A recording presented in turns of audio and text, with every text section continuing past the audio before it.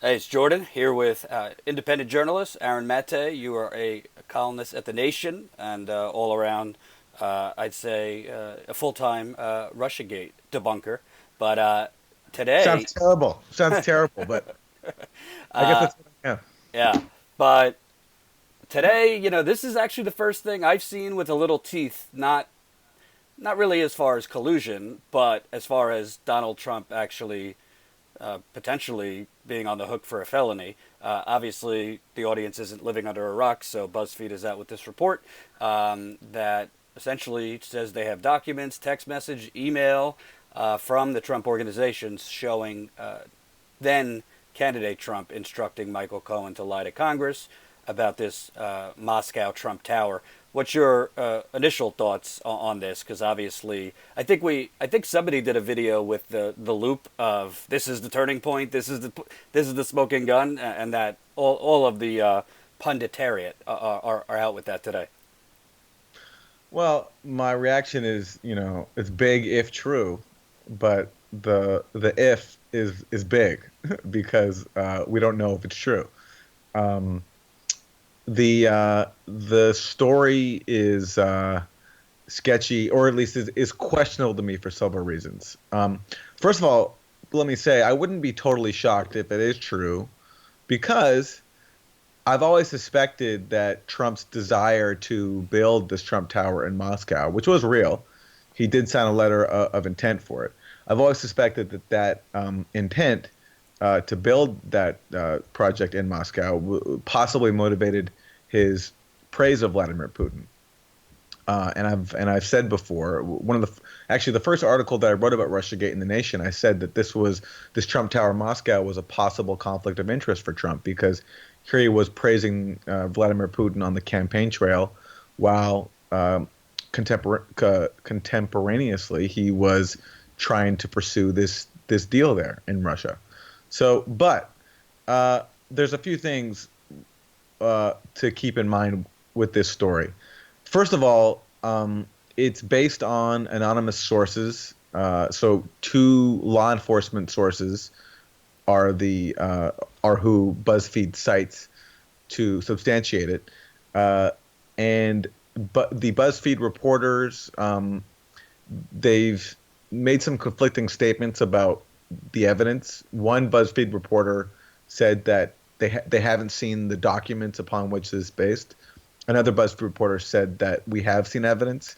He might have been referring to different evidence. I'm not quite clear on that, but I'm hoping that they will clear that up by the time that this is published. Um, and uh, and there's something in that story that I find very odd. It's where BuzzFeed says that Mueller has been able to substantiate the fact that Trump instructed him to lie. So BuzzFeed says that Mueller has been able to substantiate this claim that Trump told Cohen to lie via via interviews with multiple witnesses from the Trump organization and internal company emails, text messages, and a cache of other documents. So think about that. We have this claim that, if true, would be a felony, right? Because you have the president telling Cohen to lie to Congress. That's a big deal.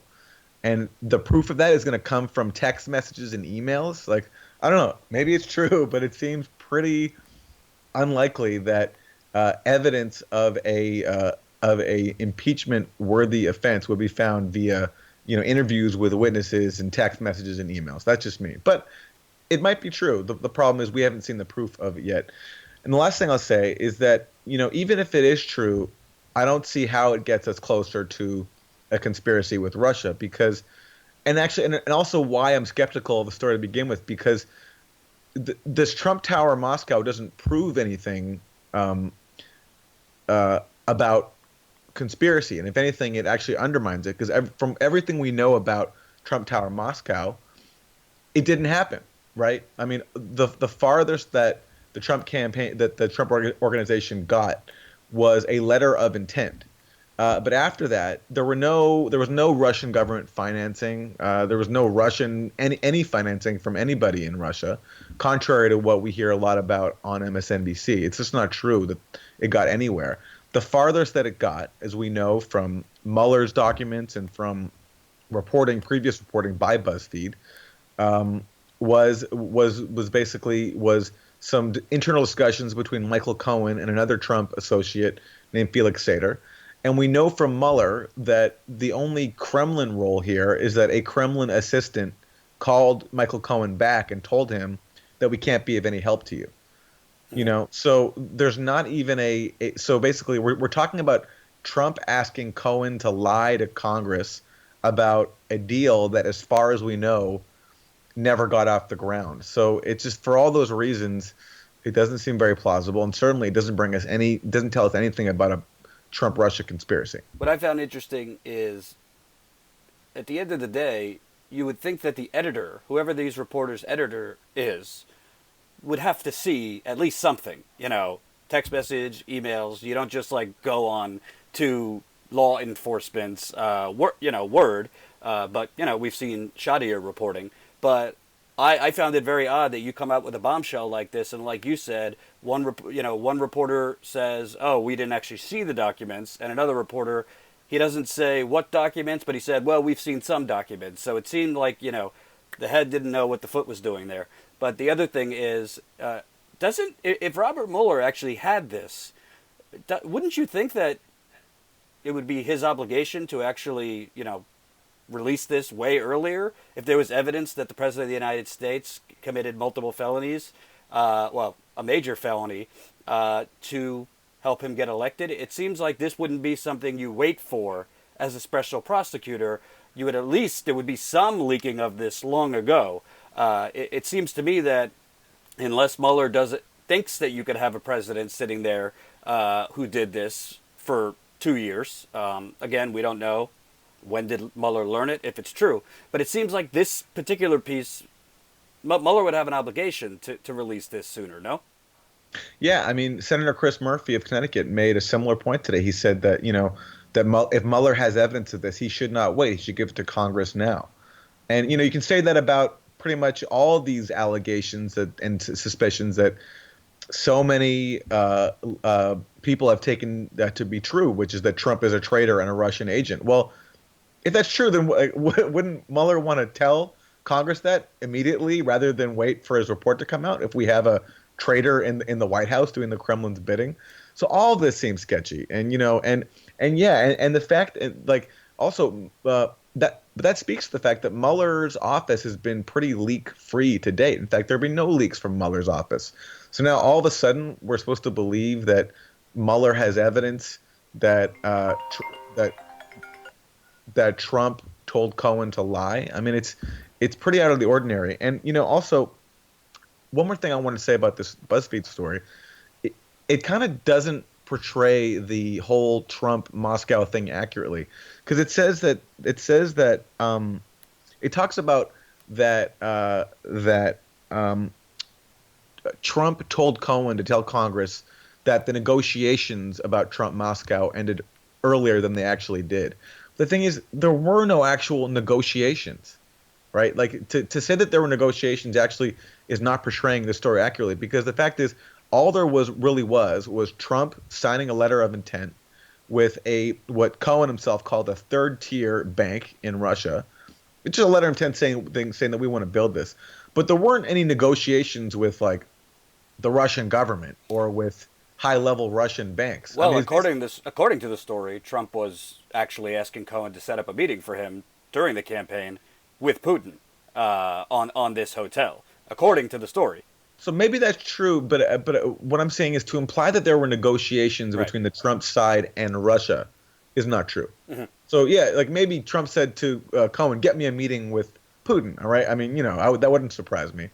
But to imply here, and this is why this story is important, the question of collusion, right, is because we're supposed to think that there was this high-level Trump Russia discussion about setting up a Trump Tower in Moscow. But the point is, and this is what I'm saying, that this story to me undermines this notion of a possible conspiracy, is because it got absolutely nowhere, and the farthest it got was, as I said, a Kremlin assistant calling Michael Cohen back after he had sent an email to a general email address and telling them, sorry, like we can't help you, but if you want to come to this forum in St. Petersburg like 6 months from now, you're free to attend like anybody. But we don't get into the business of like building hotels. Well, another element of why, again, I'm not totally doubting the story is accurate. We don't know.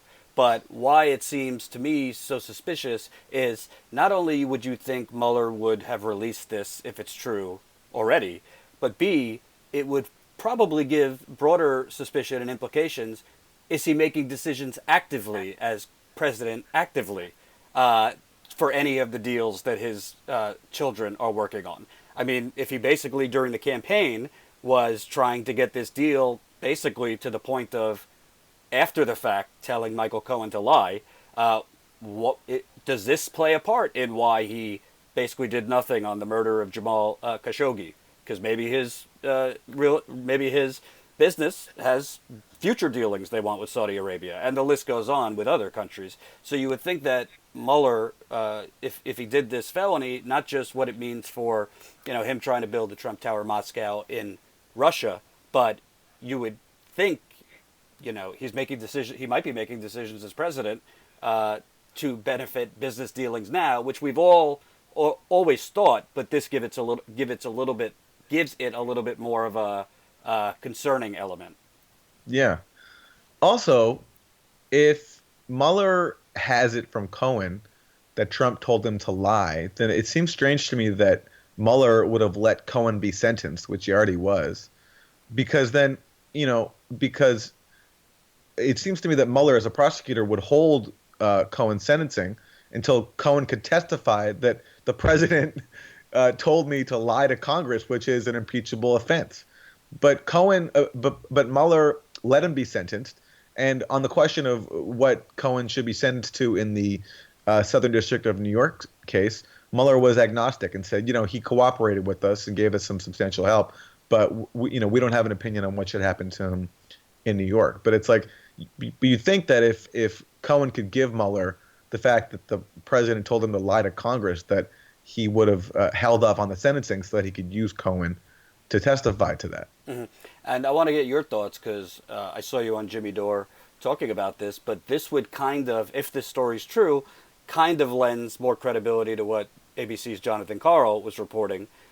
Basically, whatever his sources are close to Mueller, saying there's not really anything on collusion because this isn't collusion. This is just a straight up, Trump told him to lie about his business dealings, but that doesn't really mean anything as far as the evil cabal of, the Trump campaign or Trump himself working with Russia as far as the Podesta emails, the DNC emails, the campaign. This is his business dealings. So do you think that this could have something to do with what Jonathan Karl on ABC was reporting? That not that there's nothing there, but there's nothing there as far as collusion. Yeah, I mean, who knows? I mean, that's the thing where, like, I have to apply my standards equally. So if I'm not going to fully trust, or at least not take anonymous sources on faith when they contradict my personal opinions about where this case is going, I can't just trust anonymous sources when they corroborate them. So right. In the case of Jonathan Karl. Wow, wait a minute. Are you saying you are a journalist with integrity? I haven't seen that in a long time. Keep going. So Jonathan Karl said that his sources told him that it's going to be anticlimactic in Jonathan Karl's words, and that Mueller hasn't gone anywhere on collusion. So, I wasn't surprised to hear that, and I think my prediction is that Jonathan Karl is going to be proven correct. But, again, I don't know. And what I do know is that there have been a bunch of leaks recently. This one that we learned last week, that the FBI investigated Trump as a possible agent of Russia. Then we learned that Trump was confiscating his notes about his meetings with Vladimir Putin. Then we learned that Trump told aides he wanted to pull out of NATO. The latter two claims have not been substantiated yet. But the point is, all of this seems designed to ramp up the atmosphere that was already massive of Trump as being a Kremlin agent. And it happens to coincide with reports that Mueller's nearing the end of his probe, and with reports like that from Jonathan Karl saying that what he's hearing is that Mueller hasn't found anything on collusion. And then coupled that with this new report from BuzzFeed I can't help but wonder if there's motivations behind these leaks and people trying to either, create more, sort of like drum up this pressure on Trump and drum up this impression of him being a Kremlin agent for various. I can speculate as to what motives would be there, but I guess I just want to note there have been a bunch of leaks recently done with the intent of painting Trump as being a conspirator with Russia or even a possible Kremlin agent, as has been the dominant speculation of the past week.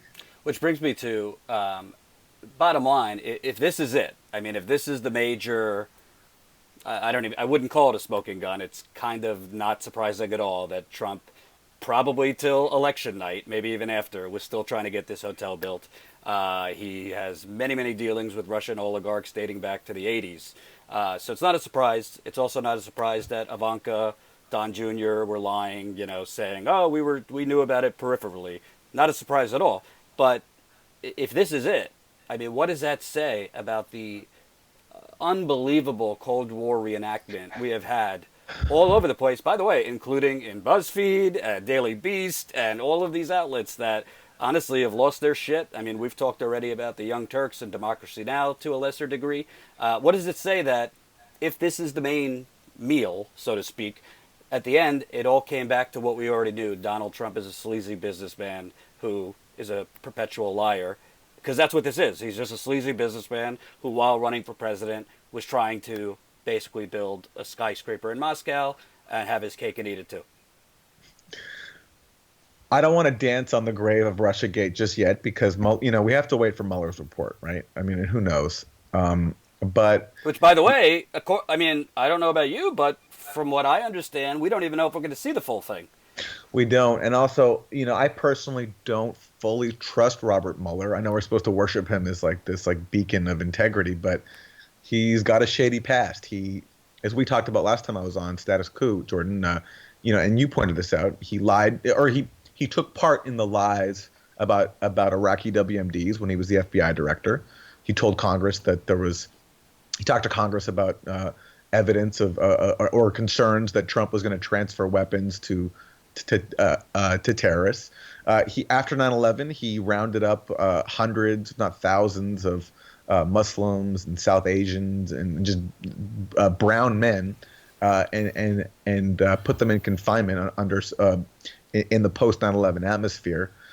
So I don't know if I fully trust him to deliver a honest report. I'm worried he might try to bend to all the pressure he's been under. He'll think about his legacy and whether he wants to be remembered as the person who went soft on Russia because the dominant mainstream consensus was that Trump was a traitor because he wanted warm relations with Russia. So I don't know if Mueller has the integrity to go with the facts or to try to bend the facts to try to fit the dominant narrative. I mean, I'm not saying he will do that, but I'm saying is that that's just one of my concerns.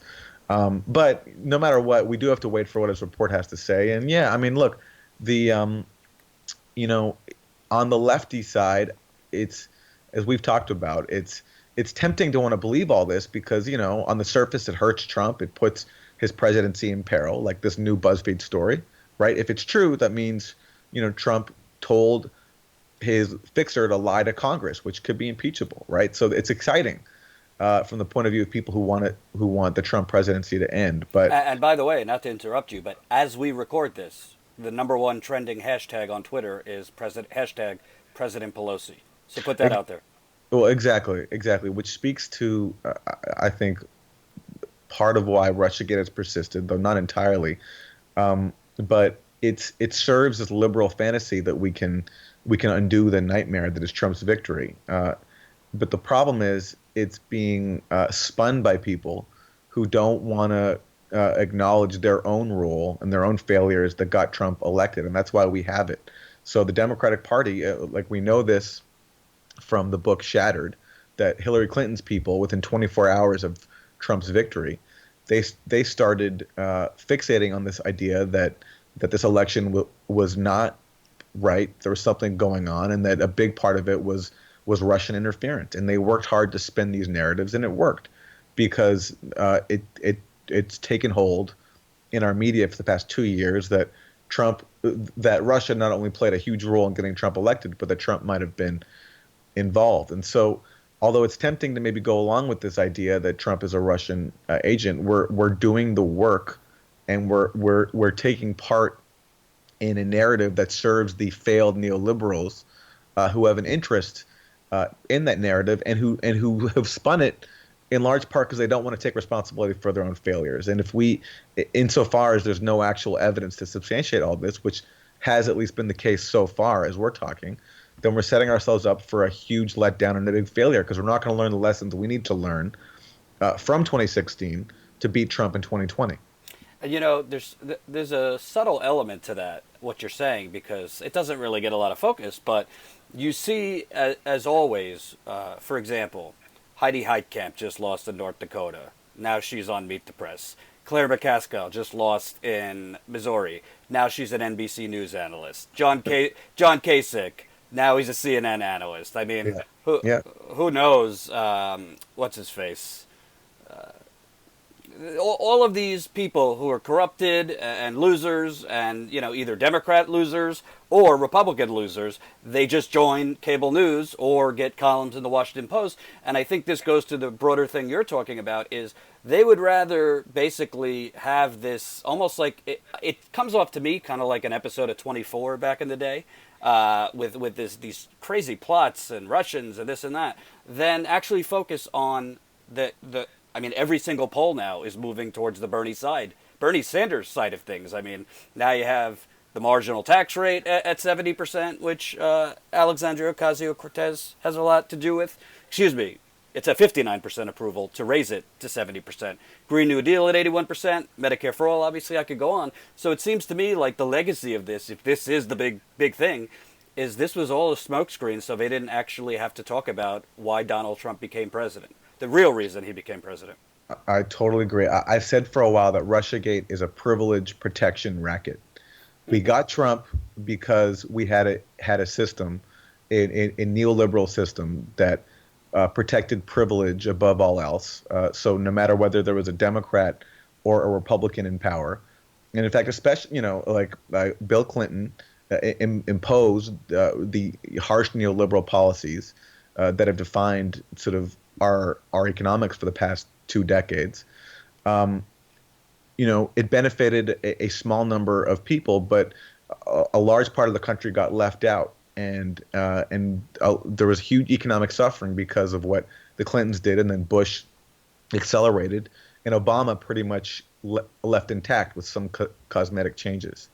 And so the response to all this, and then plus with Bush taking us into war, and Obama, not doing enough to rein back in that Bush legacy, the response to that gave us Trump, because a lot of people got left out, and Trump came in conning people into thinking he was going to take all this on, speaking for working people. So that gave us Trump. And in response to that, instead of the privileged sectors who gave us Trump saying, geez, our own failures played a big role here, not just our own economic policies, but our own media system, which gave Trump, huge amounts of free airtime.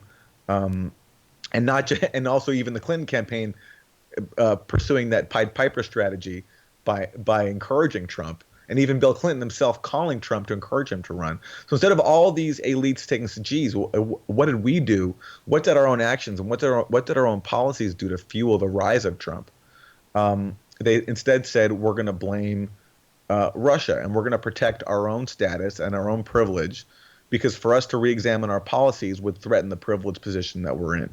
Right. And instead of now in the media, instead of saying, well, geez, are these all these claims about Trump, are they based on evidence or not? And instead of asking that basic question, they've just gone along with it. They've chosen to be Democratic partisans. I'm talking about liberal media now.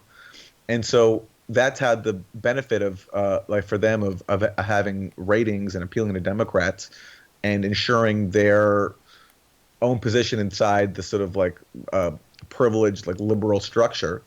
But it's meant that we're not asking the questions we need to ask, both about the merits of RussiaGate itself and also the wisdom of the policies of the neoliberals that have fueled it. So all this becomes a privilege protection racket, and not just a racket in sort of like the illicit kind of like criminal scheme sense, but also a racket noise-wise, because RussiaGate becomes this huge distraction from the actual policies that matter. Right. I'd like to ask you also, because it doesn't really have anything to do with RussiaGate, but now you see this week, I think it was 4 U.S. soldiers died in Syria, and they're basically using it as a, oh, well, this is because Trump's talking about leaving Syria. And, basically, Trump's already, from what I could see, I mean, it seems like he's moonwalking away from that, or they're going to come home, but it's going to be in a process, and always that process ends up 10 more years, if forever and ever. So it seems to me that the tiny little dangling goodness that Trump was giving us, I don't see a full withdrawal from Syria, and I certainly don't see 7,000 leaving Afghanistan. And to me, the scary thing about all this is I think when pushed, and all this RussiaGate stuff, I think it could really push Trump to do something really radical to distract, kind of like a House of Cards plot, where Kevin Spacey's character, let's start a war to distract. What are your thoughts on the latest with Syria and what I'm talking about? I mean, I can't predict what Trump might do. I mean, because who knows with that guy? He's so unpredictable, right? Or I don't, and what House in Syria is in wanting to bring troops home, and also what's going on behind the scenes there, because obviously you have elements of his administration who are neocon hawks, as exemplified by John Bolton, his national security advisor, who don't want to pull out of Syria and want to use the U.S. military presence in the Middle East to go after Iran. So, there's contradictions there. Trump obviously has, at least on the campaign trail, he talked about pulling back U.S. interventions in the Middle East. But who knows if that was sincere or whether that was just him plugging into the very real anti-war sentiment he recognized amongst the populace. So it's hard to tell. What I know is, I mean, I feel a certain. What matters to me is what we on the left do, right, and the stances we take, and I think there's a very weak anti-war sentiment right now, because I think RussiaGate is partly to blame, because anybody who questions U.S. foreign policy, anybody who questions the utility of or the wisdom of having tensions with Russia, is deemed to be a Trump supporter and a Russian apologist or something. So it's like, all this, I think, has sort of weakened the capacity of the left to be anti-war. Well, actually, Glenn Greenwald in The Intercept did a piece, and there was polling that showed Democrats polled lower as far as wanting to bring troops home from Syria and Afghanistan, exactly, because of what we're talking about.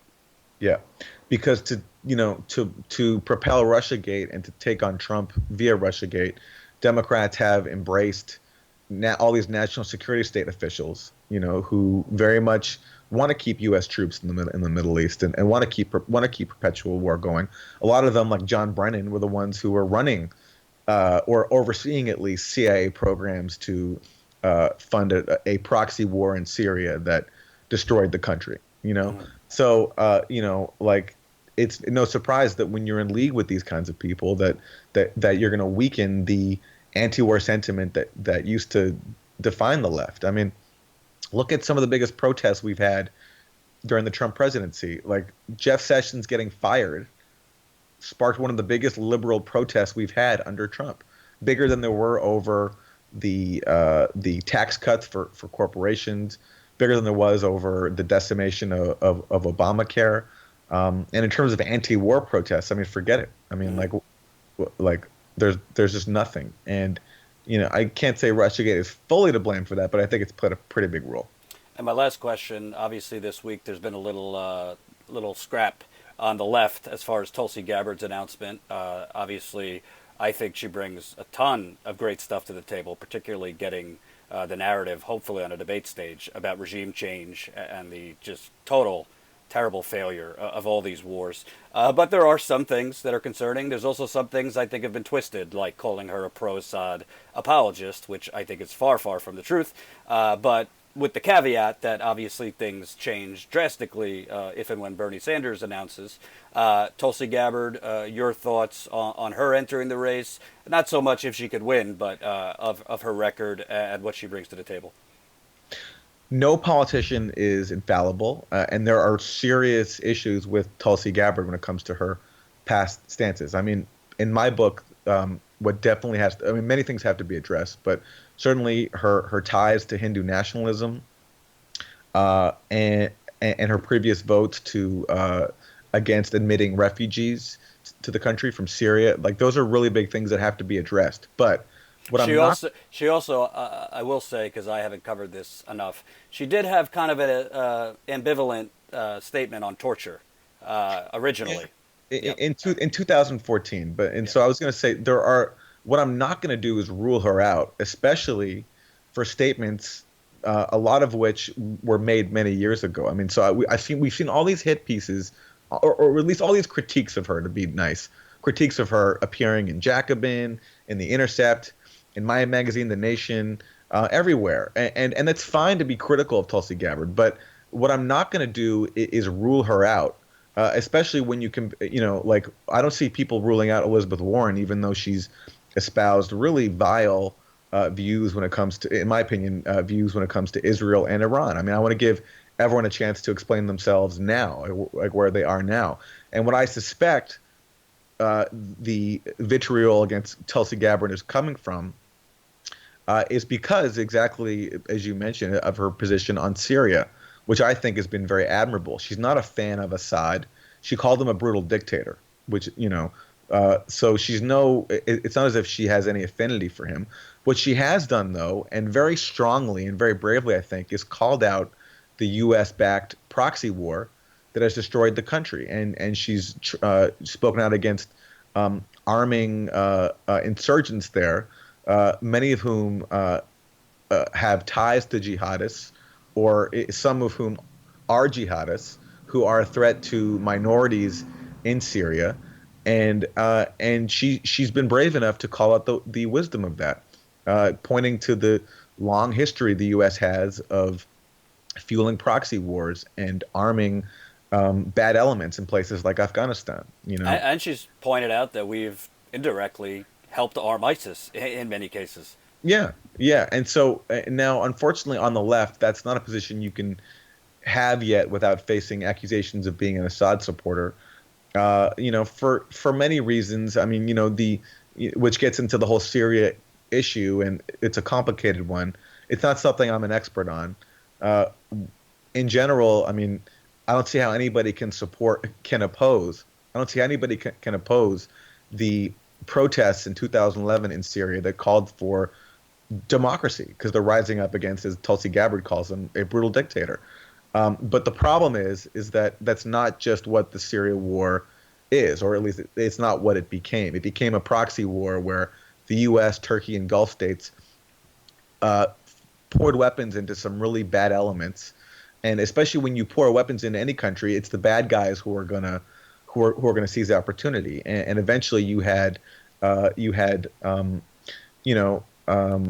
Al Qaeda and ISIS and other jihadists fighting against the Syrian government, and the U.S. and its allies fueling a bad proxy war that destroyed the country. And Tulsi Gabbard, for speaking out against that part of it, she's been called an Assad apologist. And I think part of what explains the attacks on her is people don't want to see the debate that she's going to force when it comes to the issue of interventions, like in Syria and like in Libya. And so I think just generally we should definitely hold her to account for all of her stances, but to rule her out, I think that speaks to actual fear of the debate she'll bring, not because of any principled opposition to her actual stances. Yeah, and one thing I saw that troubled me on the left was even when I did a video pointing out some of the current concerning things, there was a lot of people who were like, you're not helping Jordan. Well, No, you can't just be, breathless cheerleaders for people because you agree with most of what they stand for. if there are concerning things as progressives, we should take on our own in a constructive way. Like you said, it doesn't mean you're disqualifying them, but you're saying she's going to have to answer for these things, just like I think Elizabeth Warren will have to answer why you voting for $715 billion for the defense budget. Sure. Or you know, why is it on environmental issues, you know, you kind of talk, but you haven't really showed up. I'm talking about Dakota Access Pipeline, among other things. And there's a lot of other concerning things, and we're not even going to get into Kamala Harris and those types. So, I look forward to the debate. And last question, if Mueller is winding down his investigation, and if this is the big to-do, what are you going to do after this? I mean, what comes next after RussiaGate for Aaron Matei? It's a great question. I have been very consumed by it. You know, I'm not sure, but I've been covering politics for a while, and I've always found something to be involved in. So I'm not worried about it. I am working on a book about this whole thing, but not just about RussiaGate, but about how in general, what I was talking about before, but how so much of politics and the media serves as a privilege protection racket. And RussiaGate is one example of that. His publication's bombshell report just 24 hours earlier, claiming that Donald Trump, as president, directed Michael Cohen to lie to Congress about the Trump Tower Moscow deal, blew up the political world. Let me read you what Mueller's spokesperson said. The full statement was, BuzzFeed's description of specific statements to the special counsel's office and characterization of documents and testimony obtained by this office regarding Michael Cohen's congressional testimony are not accurate. But now the special counsel taking the extraordinary step to refute key points in the story. BuzzFeed is standing by their story tonight, saying they reconfirmed their reporting and found no indication that any specific aspect is inaccurate. That is Jordan, back for round two in less than 24 hours with independent journalist, Nation writer Aaron Matei. And it's funny, I remember when we were ending what we thought was going to be the main interview, you were like, well, nothing really changes, over the weekend. And then, I think within 20 minutes or a half hour after we ended, the hammer came down on BuzzFeed. So I'll just read Special Counsel Robert Mueller's office in response to BuzzFeed's story. BuzzFeed's description of specific statements to the special counsel's office and characterization of documents and testimony obtained by this office regarding Michael Cohen's congressional testimony are not accurate, said the special counsel's spokesman. So obviously our first interview was under the caveat, if this is true, I don't think Mueller's office would have come out unless the main components are not true. What are your thoughts? Obviously, this kind of reinforces what you've been saying now for 2-3 years. We need to exercise caution, not exercise confirmation bias. But it seems to me this is the biggest debacle as far as RussiaGate reporting that I've seen so far. What are your thoughts?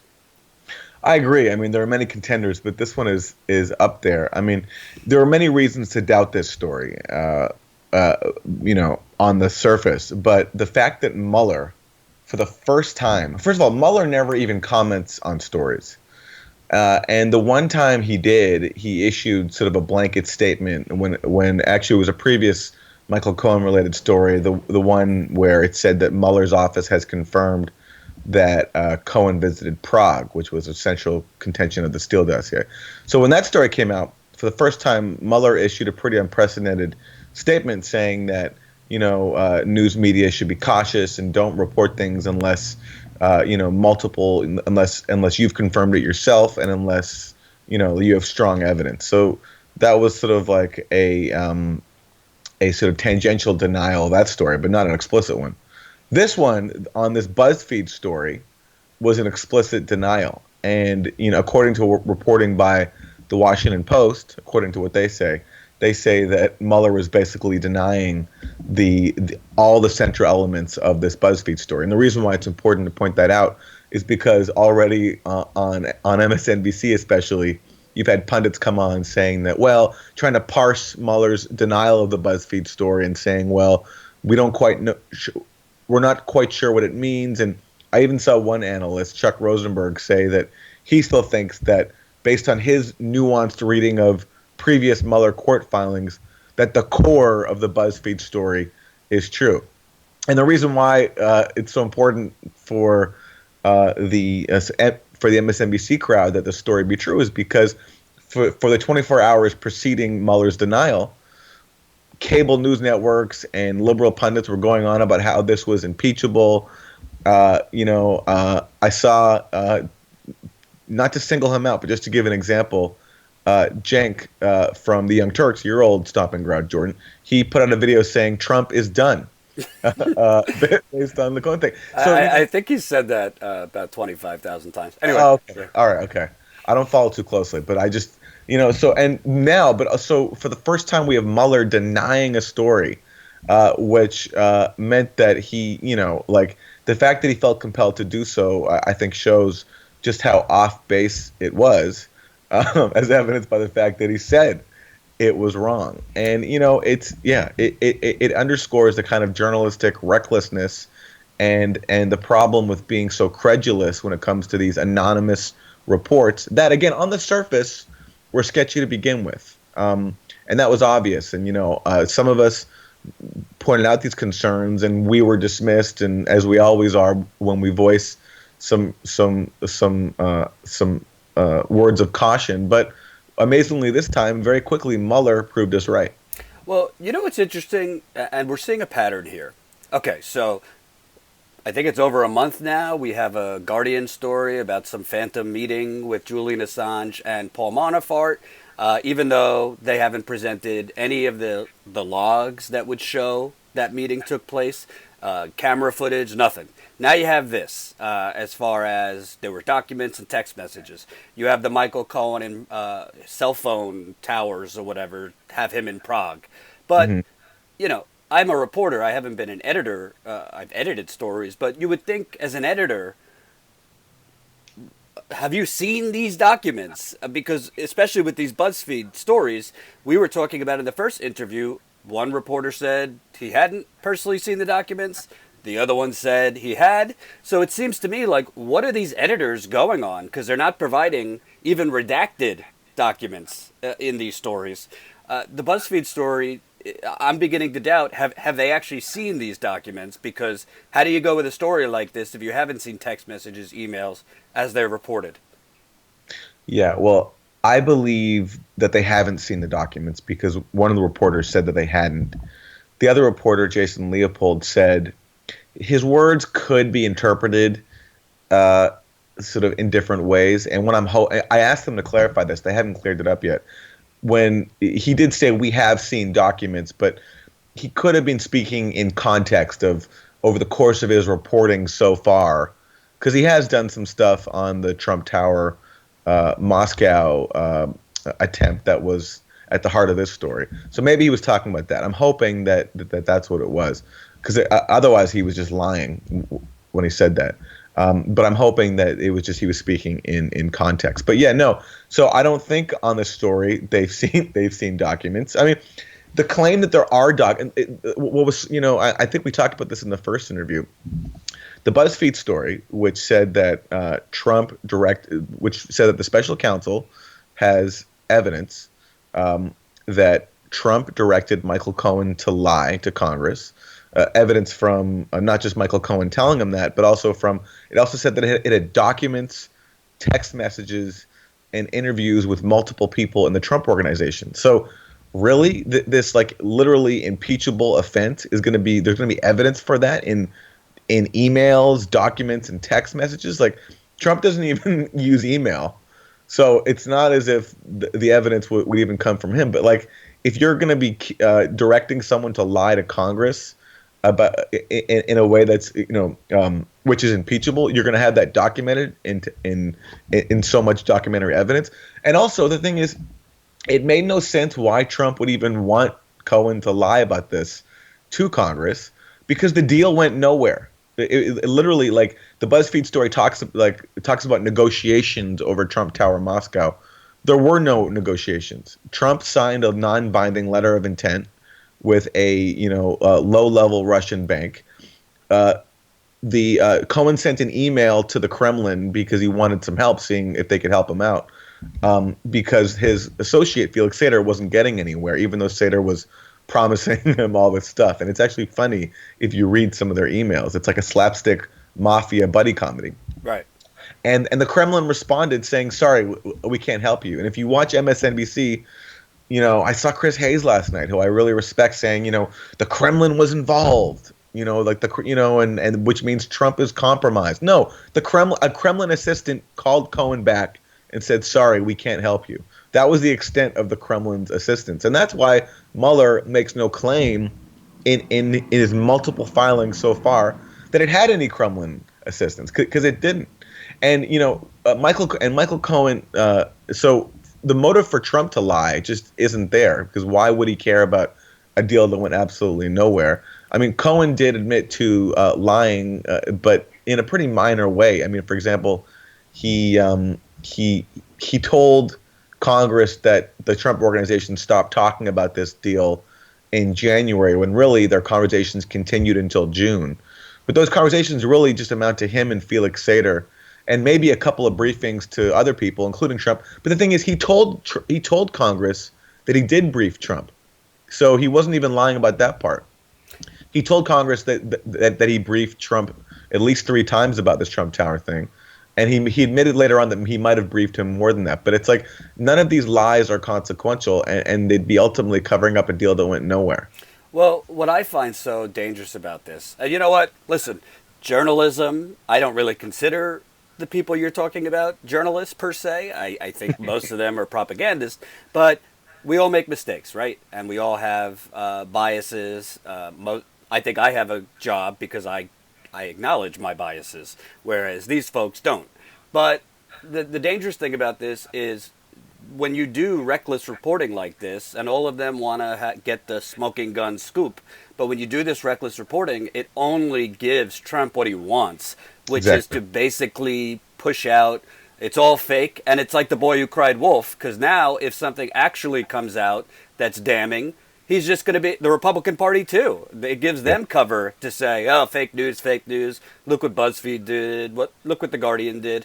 I think this reckless reporting, and BuzzFeed seems to be standing by it, but I don't know how, it's giving Trump, who doesn't really care, there's a lot to criticize the media, but his criticism of the media is really just kind of an authoritarian type distraction.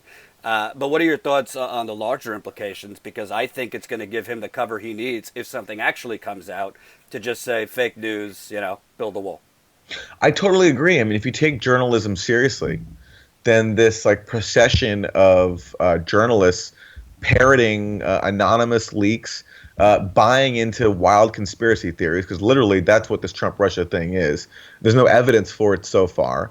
I mean, it's degrading journalism, and it's bad for all of us. And I think, yes, exactly as you say, it ultimately helps Trump. I had a moment last night where when I saw the special counsel put out that statement denying this story, I was shocked because, again, Mueller never does this. So the story must be really, really bad and really off base for him to do that. And yes, after, spending the last 2 years urging skepticism and, challenging claims that the rest of the media, including many of our progressive media colleagues, have ran with, to have Mueller come out and shoot it down and especially after 24 hours of everyone talking about impeachment and Trump is over. I mean, it was hilarious. And I tweeted out LOL, right? Because that was my mood. It's really funny. And then I saw, I think Donald Trump Jr. tweet out something making fun of Adam Schiff, who, I've also made fun of, because I think, he's really stoked the flames of this conspiracy theory. And I was like, geez, I was like, am I going along with, the Trump crowd here? Am I enabling that? But no, actually, the reason why I think it's important to call this out and for people like us to push back against it is because the more of these fake stories keep happening, the less trust people are going to have in media, and the better Trump is going to look, because he keeps being vindicated by all these stories being debunked, because this is not the first time. So I think it's important that you have people who oppose Trump and who just take journalism seriously just to show people that there are journalists out there who believe in actual journalism, no matter what the partisan utility of it is. Right. And I want to ask you also, I tweeted this out yesterday. It doesn't really get a lot of critique. Sure, you could knock BuzzFeed, and I think they've done some good work, so I'm not saying, close up shop. But what about all these outlets like CNN, MSNBC, Washington Post? It's all day they're taking other people's reporting and, the caveat, well, we haven't independently confirmed this, but let's talk about it for 24 hours, which gives it the veil of truth. And we've seen this over and over again. I mean, on CNN, it's like constantly Christmas whenever the New York Times breaks something, but they keep on going 24/7 with these things without independently confirming it. Yep. It's one thing if you want to just say BuzzFeed's reporting this, cover it for a little bit and move on. Until you could confirm it. But isn't the rest of the media just reinforcing this reckless reporting by essentially treating it as sports? Exactly. I mean, if you look at the coverage yesterday, it was nonstop. When does the impeachment proceeding begin? What can Democrats do? Is Trump finished? I mean, what was so funny is on MSNBC last night, even after the special counsel denied this story, I saw Chris Hayes and Rachel Maddow. I mean, those are the shows I caught. I'm sure there were others talking about, well, what if the story is true? I mean, is Trump in trouble? And then as I said, you had one former DOJ official saying that he still thinks that the core of the BuzzFeed story is true, even though Mueller just denied it, And then, BuzzFeed put out a statement saying, well, we're going to continue our reporting on this story, but it's like everyone's been saying forever that we need Mueller to finish his report. Mueller just denied this one, so it's like, what, we have to wait now for BuzzFeed to continue its reporting on a story that Mueller has just denied? So, it's this culture of credulity and conformity is hurting everybody. And by the way, there's also, I mean, this lack of this refusal to take responsibility for mistakes has been going on forever. I mean, the most famous example before this, Glenn Greenwald wrote about this and highlighted it because it was so egregious. CNN reported that WikiLeaks had given Donald Jr. access to the stolen emails before they were publicly released. It turns out, and then MSNBC, Candelanian, he came on and said he has independently confirmed it. It then turned out the story was based on a mistake, which is that somebody sent Don Jr. a link to the WikiLeaks emails after they were released. Neither CNN nor MSNBC have ever explained how they got this story and how they supposedly confirmed it separately from each other. I mean, that's an incredible mistake, and it was far from the first. I mean, Glenn also wrote recently about this story where U.S. intelligence officials were blaming Russia for a sonic attack on U.S. embassy officials in Cuba. It turns out that the likely culprit, according to a scientific study, was crickets. Right. And in terms of taking responsibility for this story and owning up to what they got wrong, there have been literally crickets. No one has corrected their story. A sonic attack from evil microwaves. That was. Yeah. I can give a million examples with Maddow. I mean, just this week, Michael Cohen admitted that he had paid $50,000 to some firm to carry out some online poll rigging in Trump's favor and to set up a Twitter account that spoke favorably of Michael Cohen. And when this story first came out, when the payment first came out a few months ago, Maddow did a segment speculating that was Michael Cohen paying $50,000 to the Russian hackers while he was in Prague, the claim of the Steele dossier. And of course, there's been no update from her to correct that story. That's one of many. So, and that's the culture here. Just throw out wild claims, and then when they're proven wrong, just slink away and don't take responsibility. It's sad. Last question. How I kind of read Mueller coming out, because there's been false stories before that he hasn't come out and said anything on. Yeah. To me, him coming out to knock this down comes at the same time that the Democrats now have the House and that you started hearing this impeachment talk in relation to this story. Is it possible that Mueller, frankly, his final report is anticlimactic, that there isn't really anything in there that screams impeachment, and he was trying to knock this down before the Democrats. You saw Chris Murphy saying, if you have this, you must give it to us because we have to, and you saw the wheels going for impeachment. Is it possible Mueller knocked it down to save the Democrats some time? Yeah, I mean, I think Mueller had no choice because you had Democrats, as you say, like Chris Murphy saying that, if this is true, then we have to start impeachment proceedings. So what could Mueller do? I mean, if he knows it's false, then he has to act. And so I think that those calls from Democrats forced him into action, and he hasn't faced that kind of pressure before.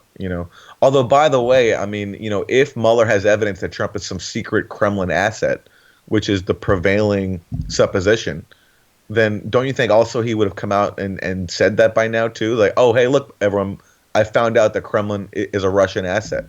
The fact that he hasn't said that yet is one of many reasons why I do think this report will be anticlimactic, including a report this week from Jonathan Karl of ABC News, or last week, saying that according to his sources that, yes, Mueller has not gone anywhere with this collusion thing. Unsurprisingly, because as a small number of us have been pointing out, there's no evidence for it so far, and it's a pretty wild thing to prove. And so, yeah, I mean, I do think that this development yesterday might put pressure on Mueller to finish up soon, just to get this madness over with. Because how much more of this can the country take? And there have been rumblings that he's nearing the end. So let's hope that's true. I'll end with this. So after we got off our recording yesterday, I was actually going to turn on Rachel Maddow because I was like really looking forward to her, 45-minute monologue, calling this the, worse than Watergate and possibly worse than any other scandal, and watching her try and twist into a pretzel to do what you said, kind of like leave it hanging that maybe overall it's true. I mean, it was just worth the price of admission. So at least this latest development only makes your case stronger for your upcoming book that you're writing about this, because I mean, this is the real, to me, thus far, other than that CNN report that you had detailed with the wrong dates, this is the biggest debacle of reporting I've seen on RussiaGate. So we'll see what happens, but hopefully the madness is over, and thank you for taking us through it as usual. Thank you, Jordan. Okay. Take care, man.